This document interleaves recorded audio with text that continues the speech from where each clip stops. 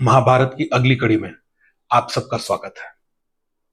पिछली कड़ी जहां पर हमने छोड़ी थी वो थी कुंती ने अपने पुत्र को, जो आगे चल करके कर्ण नाम का महारथी होगा, सरयू नदी में बहा दिया और जल देवता से प्रार्थना करी कि वे उसके उस पुत्र का ध्यान रखेंगे, उसकी रक्षा करेंगे। अब बढ़ते हैं आगे। धृतराष्ट्र की शादी हो चुकी थी, पांडु की एक और शादी हो चुकी थी, एक शादी हो चुकी थी माद्री से, और उसके बाद स्वयंवर में वृष्णियों के घर से कुंती ने भी स्वयंवर में पांडु को अपना पति चुना। पांडु की दो पत्नियां हो गई, माद्री और कुंती, जिसमें विवाह माद्री से पहले हुआ, किंतु वय में, आयु में कुंती बड़ी थी। पिछले काफी समय से चित्रांगद की मृत्यु की वजह से, विचित्रवीर्य की मृत्यु की वजह से और बच्चों के छोटे होने की वजह से और भीष्म का ध्यान बच्चों के लालन पोषण पर होने की वजह से और राज्य की व्यवस्था पर होने की वजह से बाहर के राज्यों पर एक ऐसा प्रभाव पड़ा जिसमें उन्होंने यह मान लिया कि हस्तिनापुर और उसका कुरुवंश बहुत ही कमजोर हो चुका है। अब इसमें वह बात नहीं रही जो पहले हुआ करती थी, और किसी भी राज्य के लिए यह बात अच्छी नहीं होती कि उसके पड़ोसी या उसके विरोधी उसको कमजोर मानने लग जाए। इस बात को बदलने के लिए भीष्म ने पांडु से कहा कि उन्हें दिग्विजय पर जाना चाहिए। पांडु दिग्विजय पर निकले और थोड़े ही समय में उन्होंने अड़ोस पड़ोस के, बल्कि कहें भारतवर्ष के लगभग सभी राज्य जीत लिए। कुरुवंश का परचम, कुरुवंश की पताका वापस वैसे ही फहराने लग गई जैसे कभी शांतनु के समय फहराया करती थी। पांडु वापस आए और अपनी दोनों पत्नियों के साथ शिकार करने, आखेट करने निकल पड़े।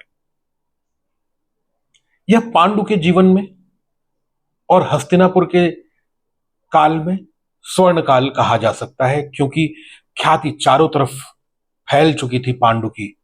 धृतराष्ट्र कहने के लिए शासक थे, किंतु भीष्म और पांडु मिलकर के ही सारा शासन संभाल रहे थे। उसी के साथ पांडु की अपनी व्यक्तिगत जीवन भी बड़ा ही खुशहाल चल रहा था। खैर, वो शिकार करने गए अपनी दोनों रानियों के साथ, बड़ा ही अच्छा समय बीत रहा था। लेकिन कहते हैं कि अगर अच्छा समय चल रहा है तो बुरा आएगा, और अगर बुरा चल रहा है तो अच्छा आएगा। पांडु के जीवन में वैसा ही एक बदलाव आने वाला था। पांडु बहुत अच्छे शिकारी थे। जिस जंगल में वे शिकार करने गए, आखेट करने गए, वहां पर एक ऋषि भी अपनी पत्नी के साथ रहते थे, और वे दोनों पति पत्नी जो ऋषि थे एक दूसरे को बहुत प्यार करते थे और वो अपना जीवन बड़ा खुल के बिताना चाहते थे। अब मनुष्य हैं तो 10 बंधन है, आपको कपड़े पहनने हैं, आप बहुत सारी ऐसी क्रियाएं लोगों के सामने नहीं कर सकते जो पशु कर सकते हैं।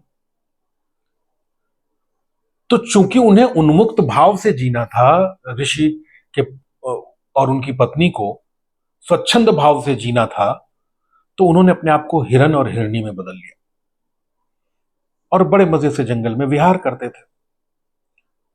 एक दिन जब ऋषि और उनकी पत्नी दोनों रतिक क्रिया में थी, पांडु ठीक उसी समय शिकार करने के लिए निकले। झाड़ी में उन्हें हलचल लगी, उनको लगा वहां कोई जानवर है। पांडु ने तुरंत एक तीर चलाया और वो रतिक क्रिया में मग्न ऋषि और उनकी पत्नी को, जो कि हिरन और हिरणी के रूप में थे, उनको लगा। ऋषि तुरंत नीचे गिर गए और अपने असली रूप में आ गए। पांडु वहां पहुंचे तो हतप्रभ रह गए। ऋषि ने बड़े ही दुख और क्रोध से पांडु की तरफ देखा और कहा, आप तो बहुत ही कुलीन वंश के शासक हैं। आपको यह नहीं समझ में आया कि अगर कोई पशु प्रतिक्रिया कर रहा है तो आप उसको नहीं मारते? आपने उस अवस्था में मुझ पर और मेरी पत्नी पर बाण चलाया, जो महापाप है। आपको ऐसा नहीं करना चाहिए था। और उसके बाद जो नहीं होना था वह हुआ पांडु के साथ। क्रोध में ऋषि ने कहा कि जिस अवस्था में मैं अपने प्राण त्याग रहा हूं, तो मेरा यह श्राप है तुमको कि तुम जैसे ही अपनी पत्नी के साथ संसर्ग करोगे, रति क्रिया करोगे, वह क्षण तुम्हारे जीवन का आखिरी क्षण होगा। पांडु माफी ही मांगते रह गए, किंतु ऋषि, पति और पत्नी दोनों की वहीं पर मृत्यु हो गई। उनका बड़े दुखी मन से पांडु ने अंतिम संस्कार किया और उसके बाद श्राप की बात माद्री और कुंती को बताई और उनसे कहा कि अब मुझे राजपाट नहीं चाहिए, अब मुझे महलों में नहीं रहना है, अब मैं ही जंगल में रहूंगा। बेहतर यह होगा कि वो दोनों लोग वापस हस्तिनापुर चली जाएं, मैं संन्यास ले लूंगा। लेकिन माद्री और कुंती दोनों ही लोग पांडु के साथ खड़े हो गए और बोले, नहीं, हम लोग साथ में रहेंगे। अगर आप संन्यास लेंगे तो हम भी संन्यास लेंगे।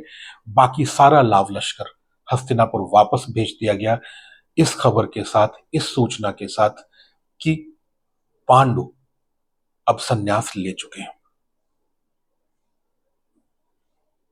जब यह खबर हस्तिनापुर पहुंचती है तो अंबालिका, जो कि पांडु की मां है, उन पर तो जैसे बिजली गिर पड़ती है कि एक ही बेटा था, पहले पति की मृत्यु हो गई, एक ही बेटा था, अब वह सन्यासी हो गया और उसकी भी कोई संतान नहीं। सत्यवती, भीष्म, विदुर, धृतराष्ट्र, तब तक धृतराष्ट्र में बदलाव नहीं आए थे, तब तक वह सच्चे मन से पांडु को प्यार करते थे। धृतराष्ट्र, सभी लोग दुखी हो गए। राजमहल में मातम छा गया। इधर पांडु और मान माद्री और कुंती दोनों ही लोग चलते चलते ऋषिशृंग पर्वत पर पहुंचे और वहां अपना आश्रम बना लिया। 5-6 वर्ष बड़ी हंसी खुशी में बीते, साथ में बड़े प्रेम से रहते थे ये तीनों लोग, कंदमूल फल खाते थे और जो कुछ भी जंगल वासियों की मदद करी जा सकती थी, पांडु और उनकी पत्नियां वह जंगल वासियों की मदद करते थे। ऋषियों मुनियों का आना जाना उनके आश्रम में लग गया। कहते ये हैं, कहावत ये है कि अगर पैसे से भी ज्यादा किसी चीज की भूख होती है व्यक्ति में, आदमी में, तो वह पुत्र की भूख होती है। यह कामना पांडु के मन में दबी हुई पड़ी थी। एक दिन वह कामना उनकी निकल करके सामने आई और उन्होंने कुंती को बुला करके कहा, कुंती, देखो, जो श्राप मुझे मिला है उसमें मैं तो पुत्र उत्पन्न नहीं कर पाऊंगा तुम लोगों के साथ, किंतु मेरी यह इच्छा है कि हमारा वंश बढ़ाने वाला एक पुत्र तुम हमें उत्पन्न करके दो। और जैसे मेरी मां ने नियोग प्रथा से पुत्र को उत्पन्न किया, मैं चाहता हूं कि किसी मुनि को बुला करके तुम भी उसी प्रथा से मेरे लिए एक पुत्र की प्राप्ति कराओ। कुंती पांडु की यह बात सुनकर के हतप्रभ रह गई और उन्हें कहा, यह संभव नहीं है। आपके पिता की मृत्यु हो चुकी थी तो नियोग प्रथा बनती थी, आप यहां जीवित हैं तो नियोग प्रथा संभव नहीं है। किंतु पांडु लगातार कुंती से इस बात के लिए कि एक संतान की उत्पत्ति हो, लगातार दबाव डालते रहे। तब एक दिन कुंती ने उनको दुर्वासा मुनि ने, जो मंत्र सिखाया था और वह पूरी घटना जो हुई थी वह पांडु को बताई। और उन्होंने यह कहा कि वह उस मंत्र की ताकत से किसी भी देवता को बुला सकती हैं और उनके जैसा तेजवान पुत्र प्राप्त कर सकती हैं। अब माद्री, कुंती और पांडु बैठे इस विचार मंथन के लिए कि आखिर उन्हें पहला पुत्र किस तरह का चाहिए, कौन से देवता का आह्वान किया जाए।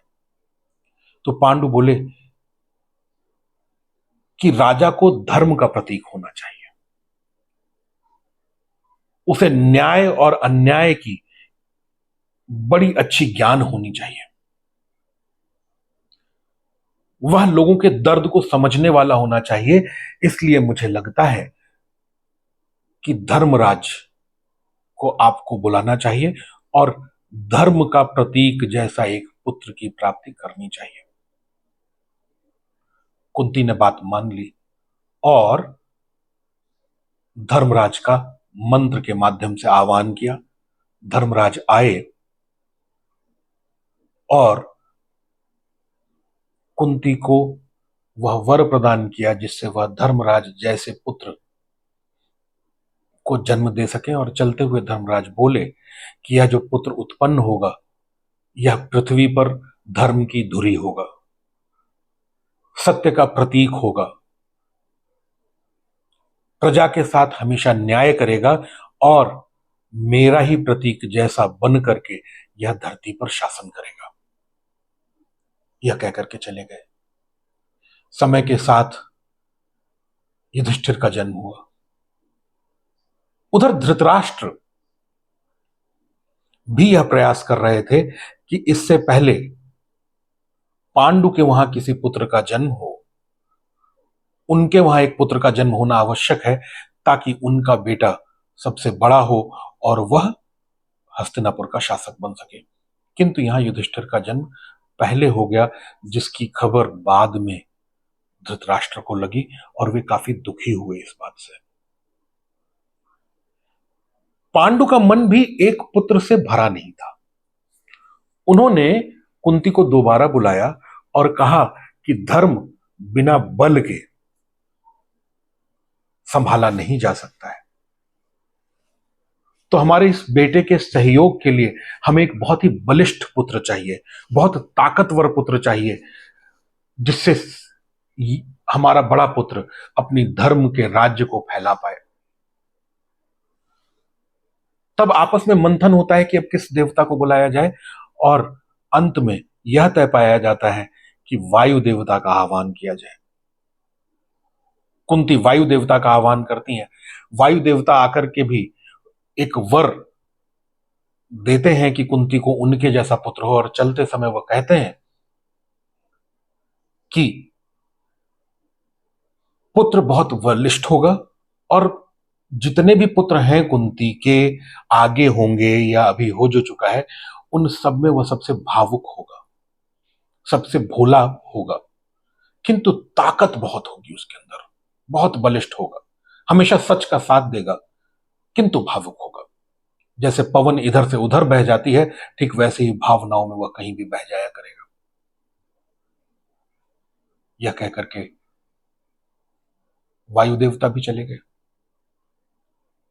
समय बीता, पांडु के मन की इच्छा अभी भी पूरी नहीं हुई थी। उन्होंने कुंती से एक और पुत्र की कामना करी। तो किस तरह का पुत्र हो, इस पर जब मंथन हुआ तो पांडु ने कहा यह ऐसा होना चाहिए जिसमें अत्यधिक तेज हो, जो बहुत वीर हो, जिसकी बुद्धि प्रज्ञावान हो, यानी सोच विचार में बहुत ही संतुलित, बहुत ही बैलेंस्ड। बहुत विचार मंथन के बाद कुंती, माद्री और पांडु ने निश्चय किया कि इस बार देवताओं के राजा इंद्र को बुलाते हैं। इंद्र और कुंती के संसर्ग से जो पुत्र उत्पन्न होना था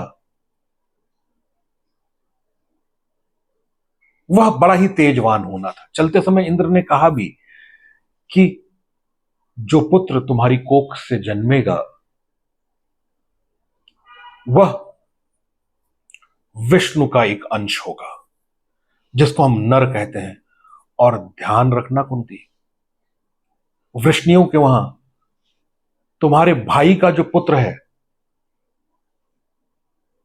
जो जन्म ले चुका है, जो कि तुम्हें अभी पता नहीं है, वह नारायण का अवतार होगा, जो कि जन्म ले चुका है।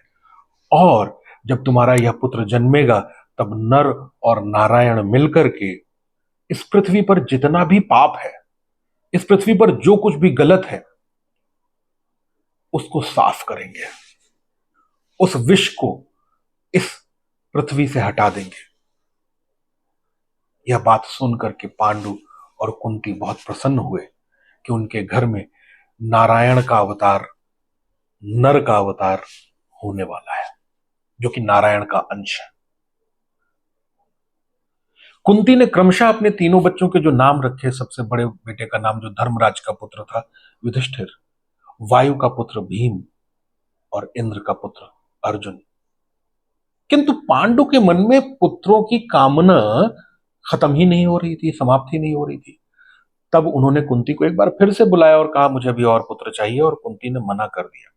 कहा कि किसी भी धार्मिक काम के लिए हम 3 बार तक तो छूट ले सकते हैं, क्योंकि विपत्ति है, क्योंकि कहीं कुछ ऐसा है जो हम पूरा नहीं कर सकते, किंतु 3 बार से ज्यादा मैं यह नहीं करूंगी।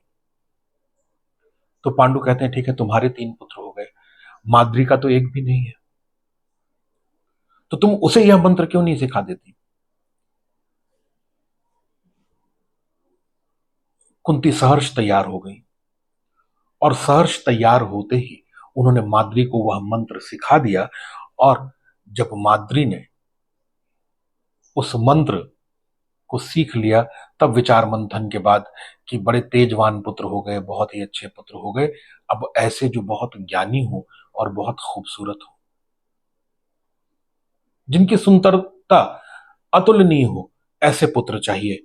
तो देवताओं के वैद्य जो जो दो जुड़वा भाई हैं, अश्विन कुमार, माद्री ने उन दोनों भाइयों को एक साथ मंत्र के माध्यम से बुलाया, और उनके संसर्ग से जो पुत्र हुए वो हुए नकुल और सहदेव, जिनके जैसी अतुलनीय खूबसूरती उस समय उस लोक में शायद कृष्ण के अलावा और कोई थी नहीं। बहुत ही बुद्धिमान, बड़े ही ज्ञानी।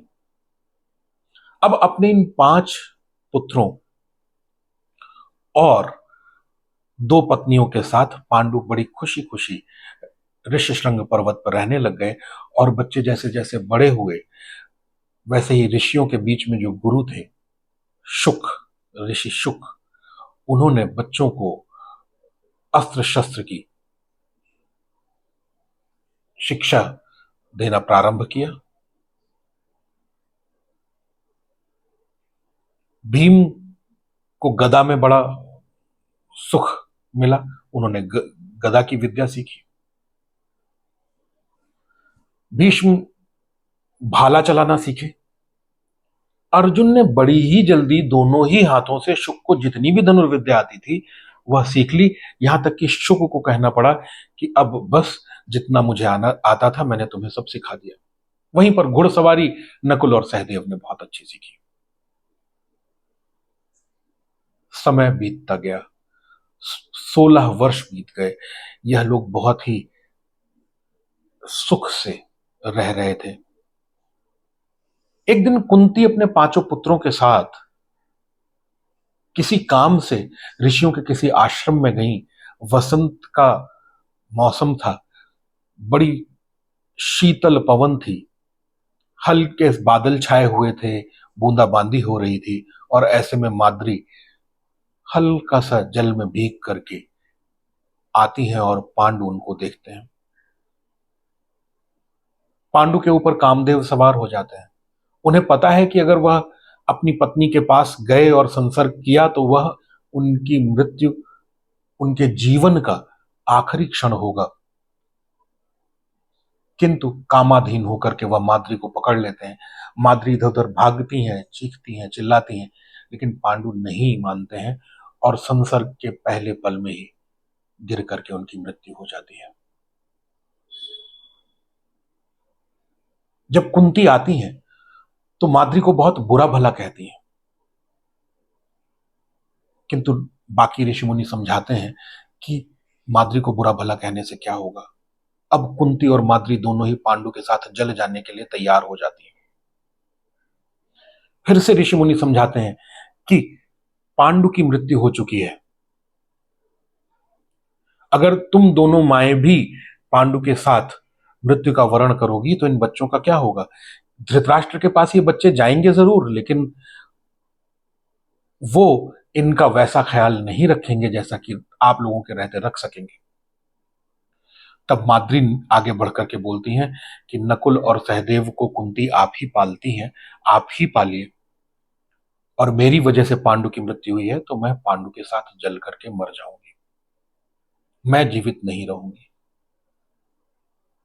बहुत ही दुखी मन से माद्री की जिद को मानते हुए कुंती तैयार हो जाती है और कुंती माद्री पांडु के साथ उनकी चिता में अपने प्राण त्याग देती है। आज की कड़ी में बस इतना ही। धन्यवाद।